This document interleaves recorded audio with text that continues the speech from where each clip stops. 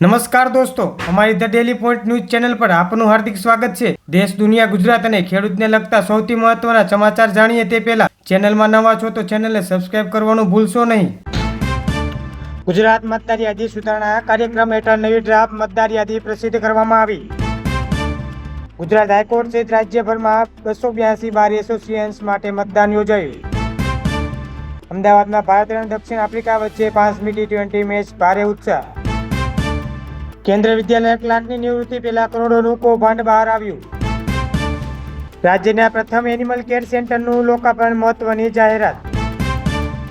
મોરબી નગરપાલિકા દ્વારા સતત બીજા દિવસે બુલડોઝર ફેરવી 30 જેટલા કાચા પાકા દબાણો દૂર કરાયા।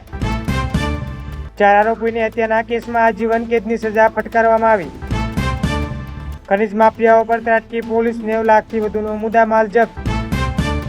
સહકારી મંડળીના વર્ગ 3ના 2 અધિકારીઓ લાંચ લેતા ઝડપાયા। અમદાવાદમાં ધૂળ નિયંત્રણ નિયમોનો ભંગ કરનાર કન્સ્ટ્રક્શન સાઇટનો દંડ ફટકાર્યો।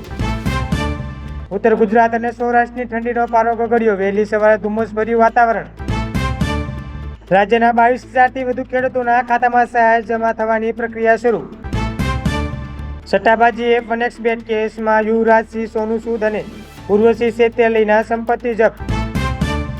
વિવાદિત VBG-RMG બિલ લોકસભા અને રાજ્યસભામાં પસાર થયું। નેતા શરીફ ઉસ્માન હાદીના મોતના બાદ બાંગ્લાદેશમાં ફરી તણાવ અને હિંસા ફાટી નીકળી। PM મોદીએ ઓમાનનું સર્વોચ્ચ નાગરિક સન્માન ઓર્ડર ઓફ ઓમાન એનાયત કર્યું। વાયુ પ્રદૂષણ મુદ્દે લોકસભામાં પ્રિયંકા ગાંધીએ ચર્ચાની આગેવાની લીધી। SIR અભિયાન હેઠળ 90 લાખથી વધુ બોગસ નામો યાદીમાંથી દૂર કરાયા। ભારતીય સંસદમાં પરમાણુ ઉર્જા ક્ષેત્ર ખાનગી રોકાણ માટેનું બિલ પસાર થયું। ભારતીય ટીમની પસંદગી માટે પસંદકારોની બેઠક, સૂર્યકુમાર યાદવના ફોર્મ પર ચર્ચા। ઇઝરાયેલની સેના દ્વારા સિરિયાના કુનેતા વિસ્તારમાં ગોળીબાર। ગાઝાના રહેણાંક વિસ્તારમાં મોટર હુમલા, અનેક લોકો ઘાયલ।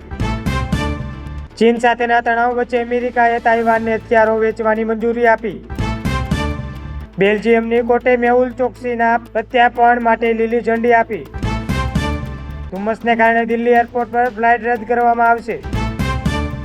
સાસદ શર્મા નવા MD અને CEO તરીકે નિયુક્ત થયા। વોડાફોન આઇડિયા કંપનીએ ફંડ એકત્ર કરવા માટે 3,300 કરોડનો NCD ઇસ્યુ કર્યો। માર્કેટમાં ઉતાર ચઢાવ વચ્ચે IT અને ફાર્મા સેક્ટરમાં તેજી જોવા મળી।